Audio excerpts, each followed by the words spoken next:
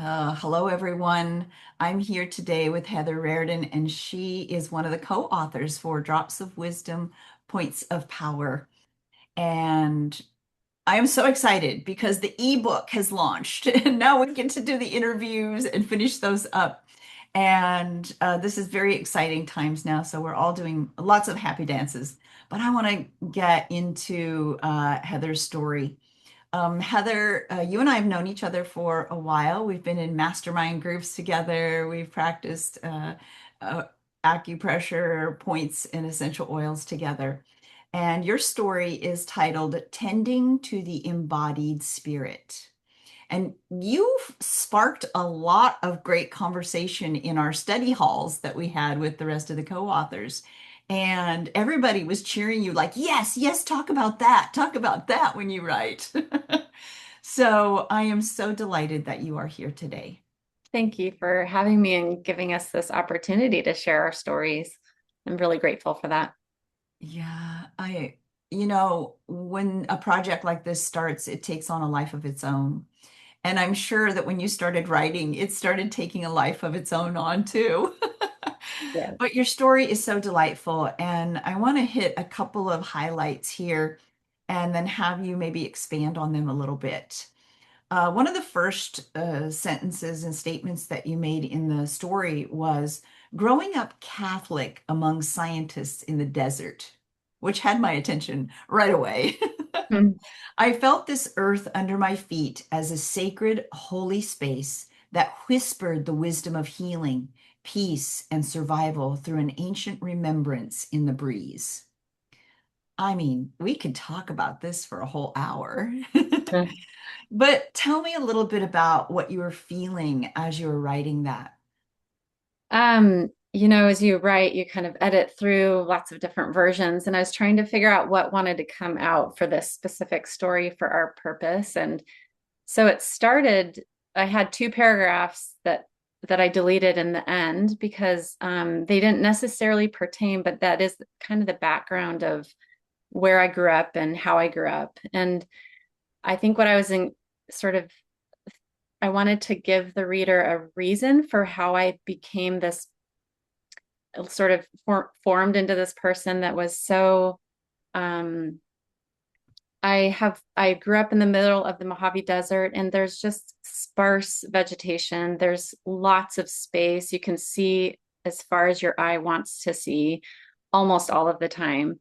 It's at the base of the Sierra Nevada mountain range, so it's the high desert, and we had access to the Sierra Nevadas and access to Death Valley, which is the lowest point in the United States. So it to have such vast terrain of dryness, arid. It's not a lot of trees, so there's no forest or anything. But I mean, there's no rainforest. It's not Appalachia, but it gave me this sense of being on the earth and with the earth and grounded in sort of the minimalistic way of being.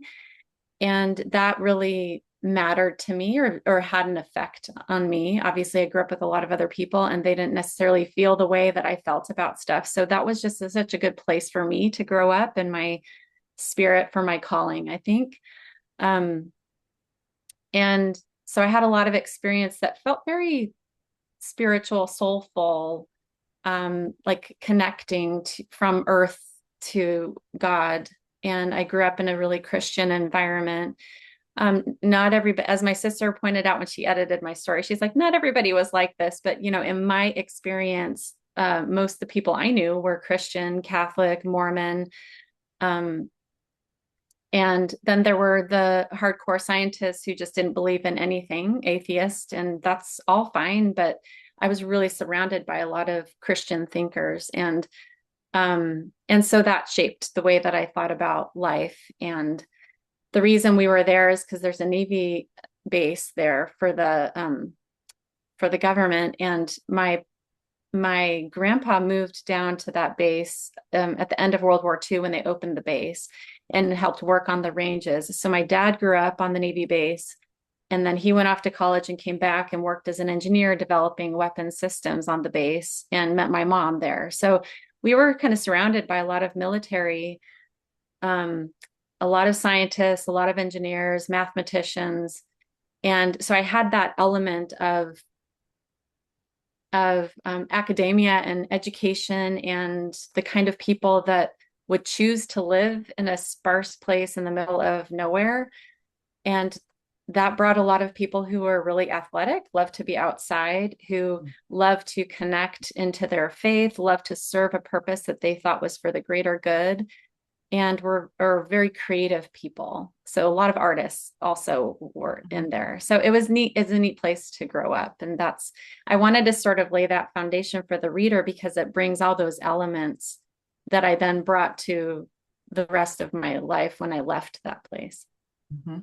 It also explains a lot to me about your love for helichrysum because it grows in these sparse, deserty, you would think nothing could grow there kind of areas. So, Yeah. um, no, Yeah. that's great.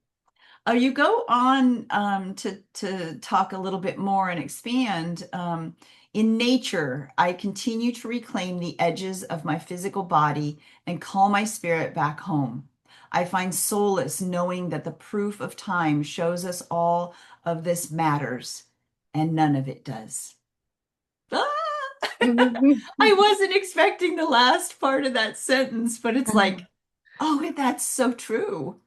It's so Yeah, true. it feels really true to me because it's so, and this I think draws from my Catholic upbringing. And then I went to a Catholic university, University of Notre Dame, um and we're really reminded constantly in our faith, in this faith, to in most faiths, to serve others, to be kind, to tend to each other, to tend to community.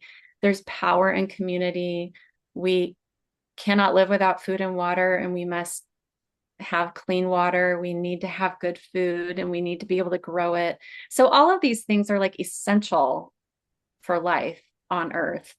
Mm. And I I see how important it is. And I see how I've always been struck, even from a small person, small child, how um how it feels like we get kind of distracted about caring about stuff that I kept thinking, what, this doesn't even matter. It matters because we need to have friends and look good and whatever. Like it, everything matters. But I started getting confused and sort of overwhelmed by the amount of stuff to pay attention to in the world that I also recognized didn't really matter to our existence and to life and to um, feeling good in our bodies, being good people, serving others, and all of that. So the passage you just read, I think I now live in the Bay Area and I love it here, but it's busy and there's a lot of racing around, just a hustle of life, just as it is everywhere for people, just to get by, to do the best we can do.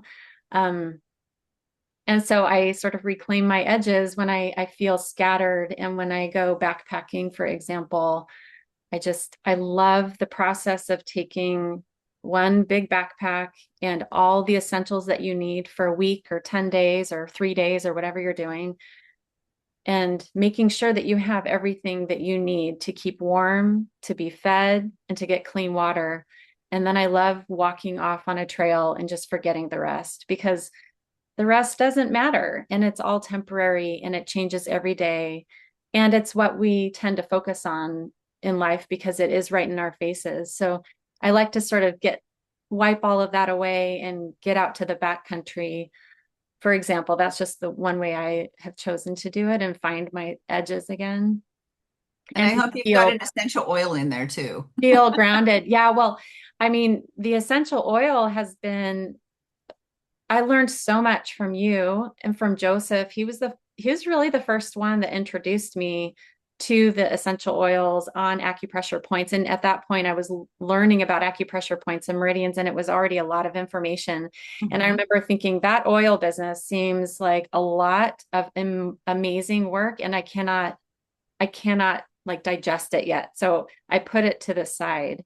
And that's why in my story, I mentioned how he later invited me when he co-led the Aroma Point Mastery with Tiffany Carroll. And I was like, okay, maybe this is my time to really get into the oils. And in between, I had been learning more and I was using them.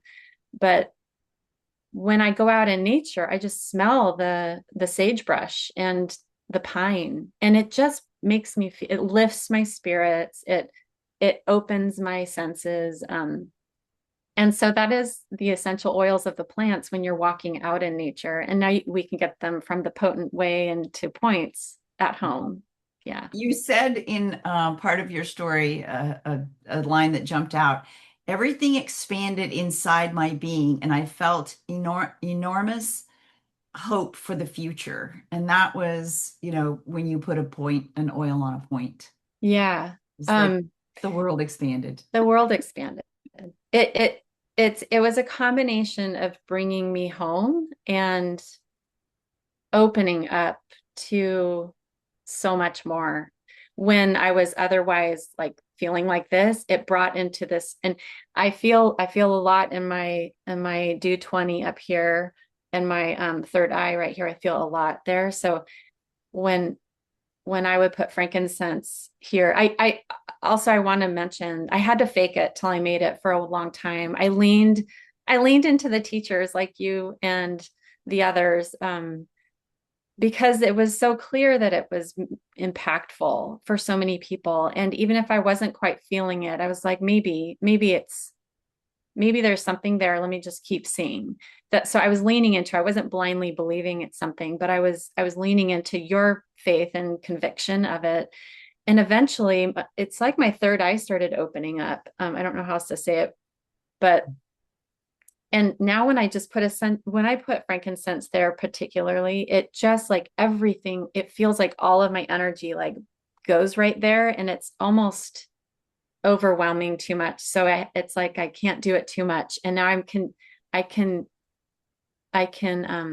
sit with it longer and longer, the more I'm able to not be too overwhelmed by the energy that is focused right here, because it's both a constriction and a total expansion feeling. So yeah, it's Wow. it's powerful what these oils can do, but I didn't feel it for a while. So I did want to mention that I didn't have a lot of oils and I didn't know if this was anything that was going to do anything for me, but I kept just trying some basic stuff, and then it started really shifting things. And then I was like, oh, and then I didn't want to touch it again for a while, and then I would do it again. So we all have our ways to sort of I enter love it. into it. This little interplay with you and the energy of the oil and the energy of your body. It's like, whoo. Yeah. Yeah.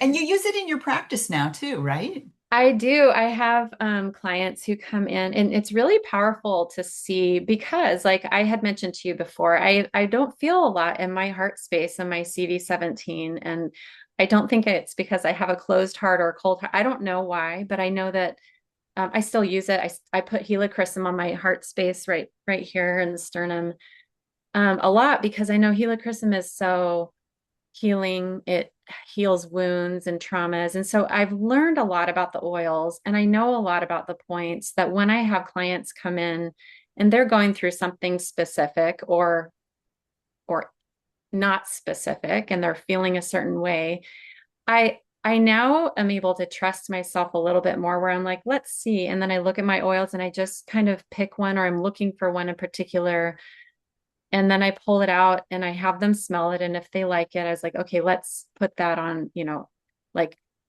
like CV17, or right behind your ears to get to your vagus nerve, to get really into your system quickly and help reset the nervous system, or on the top of your head, or right, like I said, there's some basic points. There's points all Mhm. over the place, but I found some pretty powerful points. And so a client in particular was going through a lot of working through a lot of childhood trauma, and she said she kept feeling sort of blocked right here when we were doing work. And so I was like, how about you try helichrysum? And she didn't know that that's sort of a wound healer, energetically and physically. And she put it there, and then we did our work, and she's like, oh, and she had some breakthroughs happen. And Mm. so if it's the power of thinking that it's helping, it's the smell of it, it's the placement of it, it's all of that. I was taught probably from Joseph, definitely from a few other of my massage teachers. You know, there's science behind it, and also who cares? You don't have to think about the details. If it's working, it's doing something. Whether it's the person deciding, okay, this must work, so it's a placebo effect, or if it's truly doing some chemical shifting or energetic shifting. And I've leaned into that since I'm such a I kind of want to know why it's working and is it truly working? And I'm a little bit of a skeptic. And so it's helped me to lean into the faith and trust of it because I've seen it work so well for so many people, just Well, on a point. and there's that other component that we bring in that we talked about earlier, and you talked about community and tending to people. And Mhm. so there is that practitioner component of allowing a safe space for your client and being there for them. And all of those things together can create these beautiful outcomes. Yeah. Yes. Yes. And So, the power of thinking of somebody and tending to that, that moves things already. Yeah, you're right. yeah. And that's the future that we want to create, right, Heather? Yeah. Yeah, it's that Yeah. ripple effect. Yes, I want some of that. I know everybody, I know all the other co-authors want some of that. Well, Yeah. this has been a beautiful time together, and I'm so glad that you are part of this project. And we look forward to hearing more from you in the future as this book makes it out to all of those great platforms. Yeah, I'm so excited about this book and sharing all of our stories with everybody. I can't wait to read everybody else's. All right. Thank you so much, Heather. Thank you.